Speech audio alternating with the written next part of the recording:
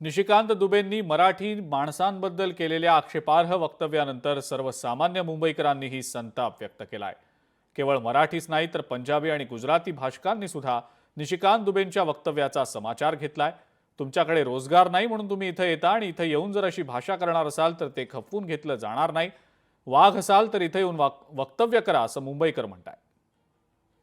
कसं आहे, त्याचा बोलीचा धनी कोणतरी वेगळा आहे आणि मराठी भाषेवर, मराठी भाषा ही महाराष्ट्राची भाषा आहे आणि देशात वेगवेगळ्या भाषा आहेत। जसं त्याचं जिवंत उदाहरण आहे की रजनीकांत हा दुसऱ्या राज्यात जाऊन तिकडची भाषा बोलतोय, हा मराठी असून।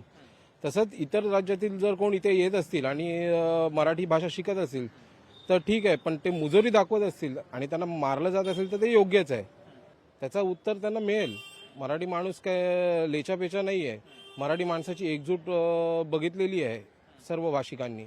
ज्या राज्यात आपण शिकायला जातो किंवा राहायला जातो किंवा आपल्या तिथे उन्नती म्हणजे प्रगती होते त्या राज्याची, त्या काम करतो, त्या राज्याच्या भाषेला मान देणं गरजेचं आहे। आता मला सांगा, तुमच्या राज्यात येऊन जर मराठी बोलायला चालू केलं की तुम्हाला मी मराठी बोलण्यासाठी जबरदस्ती केली, तुम्हाला चालेल का? त्या माणसाला चालेल का? निशिकांत दुबे यांना नाही चालणार ना। प्रत्येक राज्याला प्रत्येक भाषेचा मान दिलाच पाहिजे।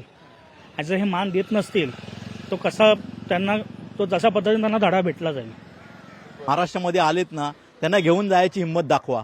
त्यांच्याकडे तुमच्याकडे रोजगार नाही, त्याच्यामुळे ते इथे येऊन पोटो भरतात आणि परत तुम्ही त्यांना डिवचताय आणि महाराष्ट्र माणसांना डिवचताय। हे तुमचं चुकीचं आहे आणि तुम्ही बाजूला राहाल पण ते बिचारे मार खातील।